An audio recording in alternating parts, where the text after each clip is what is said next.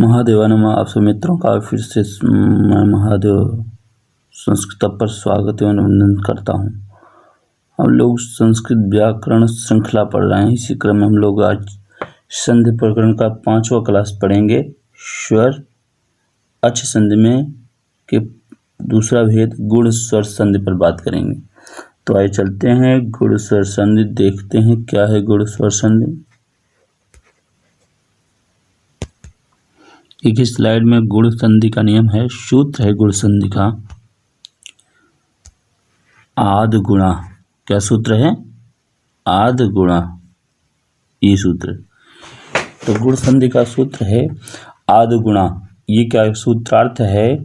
अवर्णात् असवर्ण अच परे पूर्व परयोः स्थाने गुण एकादेशः भवति।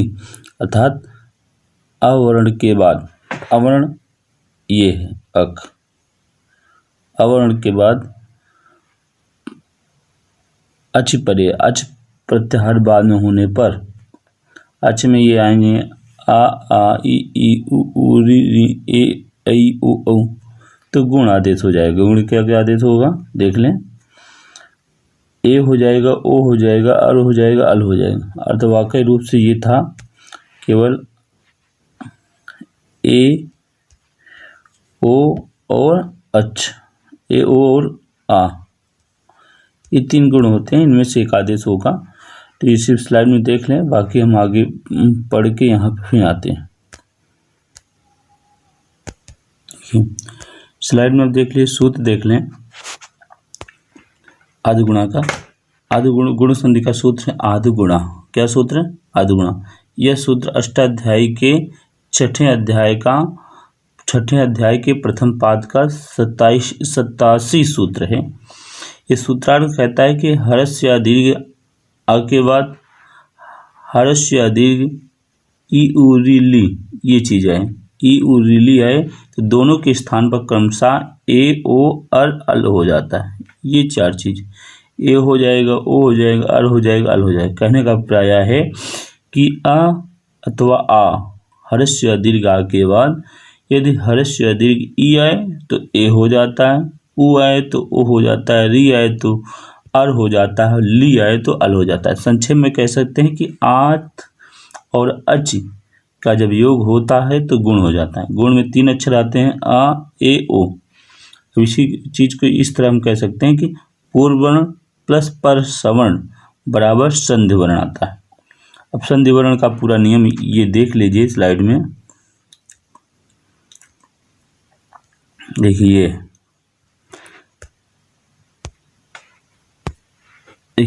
यहाँ पे कहते हैं हर्ष या दीर्घ आगे बाद हर्ष या दीर्घ ई आए तो ए हो जाता है। हर्ष या दीर्घ आगे बाद हर्ष या दीर्घ ई आए तो ए होगा। और हर्ष या दीर्घ आगे बाद हर्ष या दीर्घ उ आए तो होगा। और हर्ष या दीर्घ आगे बाद री आए तो अर होगा। और हर्ष या दीर्घ आगे बाद हर्ष ली आए तो अल होगा। ये चीजें इस तरह हम कह सकते हैं पूरा डिटेल में कि हर्ष या दीर्घ आगे बाद ई आए तो ए, उ आए तो ओ, री आए तो अल, ली आए तो अल। इसी चीज को उन्होंने उदाहरण में दिया। देख लें, पहला उदाहरण उन्होंने दिया, गुण संधि का उदाहरण पहला दिया कि एक उदाहरण दिया उप प्लस इंद्रा। देखिए उप प्लस इंद्रा ये बना, ये संधि विच्छेद है। अब देखिए यहाँ पे उप से आ निकाल लिए, उप से क्या निकाला? आ, और इंद्रा का ई निकाल लिया, इंद्रा का ई निकाल लिया। अब देखिए और ई का योग हो रहा था। अब इसके पहले हम लोगों ने ये पढ़ के आए हैं कि आ का जब ई से योग हो तो दोनों के स्थान पर क्या हो जाएगा? ए, गुणकारी ए हो जाएगा। तो दोनों स्थान पर ए हो गया। फिर अछिना व्यंजना परे संयोजित से पा में ए मिल गया और बन गया उपेंद्रा। क्या बना? उपेंद्रा। उपेंद्रा बन गया, ये संधि कार्य होगा। अब आइए दूसरा उदाहरण देखते हैं। एक दूसरा उदाहरण स्लाइड में कि हित प्लस उपदेशा, दूसरा उदाहरण है हमारा हित प्लस उपदेशा। ये है, यहाँ हित में आ है और उपदेशा में ऊ है। आ ऊ मिलकर ओ बन जा रहा है। क्या बन जा रहा है? ओ। गुण कार्य क्या हो रहा? ओ हो रहा। और फिर ओ को हित के तकार में मिलाकर हितोपदेशा बन गया। हितोपदेशा बन गया किस सूत्र से हुआ? आदिगुणा से। दूसरा उदाहरण देखें, उसी का दूसरा उदाहरण है देव प्लस ऋषि। क्या है? देव प्लस ऋषि। ये यहाँ भी देख लें, ये देव प्लस ऋषि था, तो देव का अकार ले लिया और ऋषि का इकार ले लिया। तो आ के बाद जब री का योग होता है तो रपरा सूत्र आता है कि री के स्थान पर जब आदेश होता है तो रपर के साथ होता है, तो आदेश हो गया। इसी चीज को नियम उन्होंने कहा है कि आ प्लस री बराबर अर। अब मिलकर अर वा आ में मिल गया, वा बन गया और रा ऊपर चला गया, शा के देवर्षि बन गया। क्या बन गया? देवर्षि। वो फिर आगे आई, देखिए दूसरा उदाहरण तव प्लस लिकारा तवलकारा। ये देखिए, देख लीजिए भी। उसी तरह यहाँ भी, यहाँ पे तव प्लस लिकारा ये बनाना था, तो तव का आ ले लिया और लिकारा का ला ले लिया, दोनों के योग से अल बन गया और संधिकार युक्त तो होकर तवलकारा बन गया। तवलकारा। आइए अगला उदाहरण। अब संधि के कुछ प्रसिद्ध उदाहरण देख लें।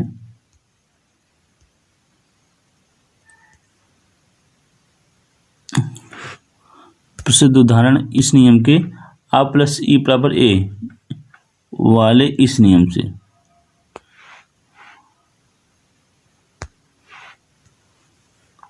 इस नियम से पहला सूर्य प्लस ईसा। यहाँ देखिए सुरेशा बना, सूर्य के आकार और ईसा के इकार मिलकर ए संधिकार होकर सुरेशा बना। उसी तरह राजा प्लस इंद्रा राजेंद्रा, रमा प्लस ईसा रमेशा,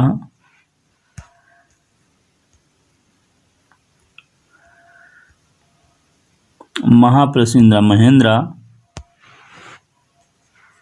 महेंद्रा, उमा प्लस ईसा उमेशा। फिर अब ये वाला उदाहरण आएगा, आ के बाद उ मिलकर ओ बना। ये दूसरा नियम। महा का दीर्घकार और उत्सव का उ मिलकर ओ बना और महोत्सव बना। पिनोरू, गंगा प्लस उर्मी गंगोरिमी। आइए आगे चलते हैं।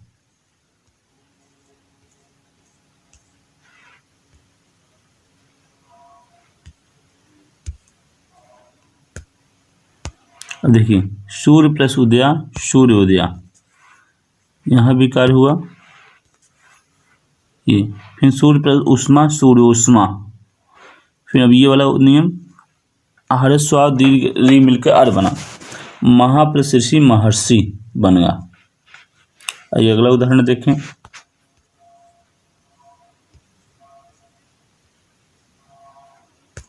देखिए उदाहरण, ग्रीष्म प्लस ऋतु ग्रीष्म ऋतु हूँ, बसंत प्लस ऋतु बसंत ऋतु हूँ, वर्षा प्लस ऋतु वर्ष ऋतु हूँ। फिर आ और ली का उदाहरण देखिए, अल और ली का उदाहरण अल।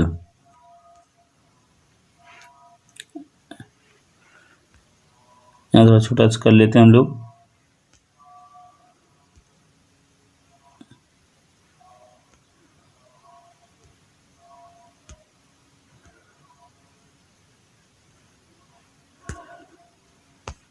इसको देखिए, आ प्लस ली का उदाहरण देखिए, अल बना।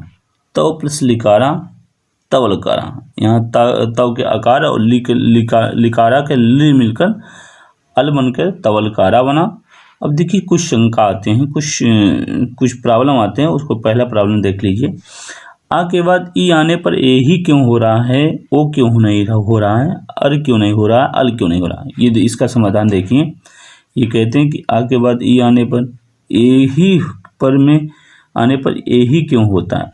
बाकी गुण तो तीन होते ना, आ ओ ए आ ए ओ, तीन गुण होते ना। ये देखिए गुण तीन होते हैं, आ ए और ओ। तो इन्होंने एक शंका व्यक्त की कि आ के बाद ई आने पर केवल ए ही क्यों हो रहा है, आ और ओ क्यों नहीं हो रहा। शंका समाधान देख लीजिए।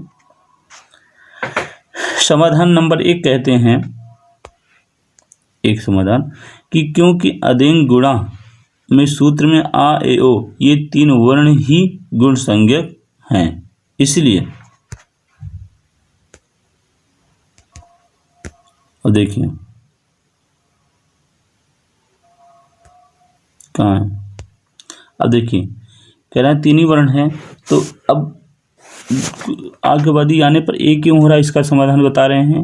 ये क्या बता रहे हैं कि चूंकि आ का उच्चारण स्थान कंठ है और ई का उच्चारण स्थान कंठ है और ए का उच्चारण स्थान भी कंठ तालु है, तो दोनों मिलकर देखिए आ का उच्चारण स्थान कंठ और ताल और ई का उच्चारण स्थान तालु। इस तरह देखिए दोनों का उच्चारण स्थान क्या है, कंठ और तालु। यहाँ पर ए का भी उच्चारण स्थान कंठ और तालु दोनों है। अब देखिए आ प्लस ई बराबर ए हुआ, क्योंकि ए का उच्चारण स्थान कंठ तालु दोनों होता है। ये सूत्र है एदयतो हो कंठ तालु, इसलिए आ और ई का जब मेल होगा तो ए ही बनेगा, ऊ नहीं बनेगा, क्योंकि ऊ का उच्चारण स्थान कंठ तालु नहीं होता, जबकि ए का उच्चारण स्थान कंठ तालु होता है। अब शंका नंबर 2 कह रहे हैं कि आ के बाद ऊ आने पर ओ ही क्यों होता है।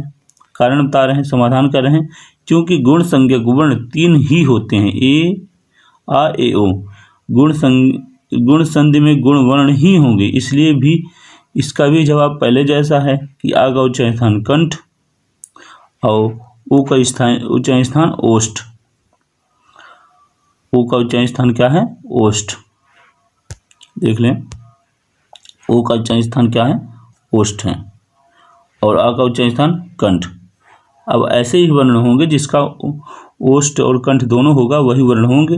तो यहाँ पे आ ऊ मिलकर ओ जो होगा, आ ऊ मिलकर ओ जो हो रहा है, इसलिए हो रहा है कि ओ का उच्चारण स्थान भी उदौतो हो कंठ तालु से, उदौतो हो कंठोष्ठम से उदौतो कंठोष्ठ है, इसलिए ओ का ही होगा।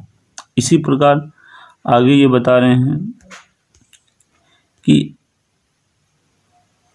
तीसरा समाधान शंका देख लीजिए।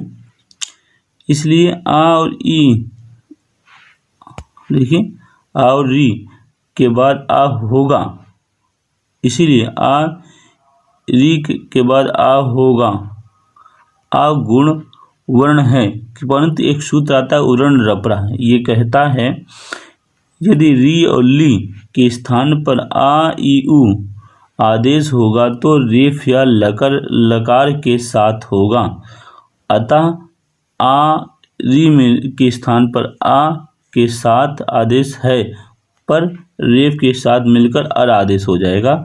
उसी तरह आ और ली जब मिलेगा तो अल के आदेश होगा। कहने का प्राय है उच्चारण, पहले उच्चारण साम्यता के आधार पर आ और ई का योग होगा तो ए होगा, आ और ऊ का होगा तो ओ होगा। लेकिन जब री के स्थान पर आ आदेश होगा तो रपर के साथ होगा, ली के स्थान पर ला आदेश होगा तो लपर के साथ होगा। तो उम्मीद है कि अभी यह आपको समझ में आ गया होगा। कुछ प्रमुख उदाहरण देख लेते हैं, फिर यहीं पे समापन करते हैं संधि का। देखिए उदाहरण देख लिए। आ प्लस ई बराबर ए, धर्म प्लस इंद्रा धर्मेंद्रा। आ प्लस सी, दिन प्लस ईशा दिनेशा। महा प्लस इंद्रा महेंद्रा। महा प्लस ईशा महेशा। भाग्य प्लस उदया भाग्योदया। जल प्लस उर्मी जलोर्मी। गंगा प्लस उदकम गंगोदकम। गंगा प्लस उदकम गंगोदकम। और महा प्लस उर्मी महोर्मी। कुछ और उदाहरण देखते हैं। राज प्लस ऋषि राजर्षि। महा प्लस ऋषि महर्षि। तवदिन लिकारा तवलकारा। महा प्लस लिकारा महलकारा। और उदाहरण देख लें। ओ प्लस इंद्रा उपेंद्रा। रमा प्लस ईशा रमेशा। सूर्य प्लस उदया सूर्योदया। प्रसाद प्लस ऊर्ध्वा प्रसादोर्ध्वम। देव प्लस ऋषि देवर्षि। उप प्लस लकारा उपरकारा। तव प्लस लेकारा तवलकारा। आ प्लस लेकारा आलकारा। देव प्लस इंद्रा देवेंद्रा। नर प्लस ईशा नरेशा। सूर्य प्लस ईशा सुरेशा। सूर्य प्लस इंद्रा सुरेंद्रा। राम प्लस ईश्वर रमेश्वरा। परम धनीश्वरा परमेश्वरा, परधनोपकारा परोपकारा, हित प्लस उपदेशा हितोपदेशा, महा प्लस उपदेशा महोपदेशा, चरण प्लस उदकम चरणोदकम, महा प्लस उदया महोदया, गंगा प्लस उर्मी गंगोर्मी, वर्षा प्लस ऋतु वर्ष ऋतु, ईशा प्लस ऋषि ईषदि, भाग्य प्लस उदया भाग्योदया, भाग प्लस उदया भाग्योदया, राजा प्लस ईशा राजेशा। इतना बन गया उदाहरण। तो आप गुण संधि के उदाहरण देख रहे थे, तो गुण संधि का नियम पढ़ा। तो उम्मीद है वीडियो आपको पसंद आया होगा। संपूर्ण संधि प्रकरण और संपूर्ण संस्कृत व्याकरण देखने के लिए चैनल की प्लेलिस्ट में आप जा सकते हैं, देख सकते हैं। तो उम्मीद है आपको यह श्रृंखला जरूर ही पसंद आया होगा। पसंद आया हो तो चैनल को सब्सक्राइब करें, लाइक करें, शेयर करें। शीघ्र ही नए विषय के साथ मिलते हैं।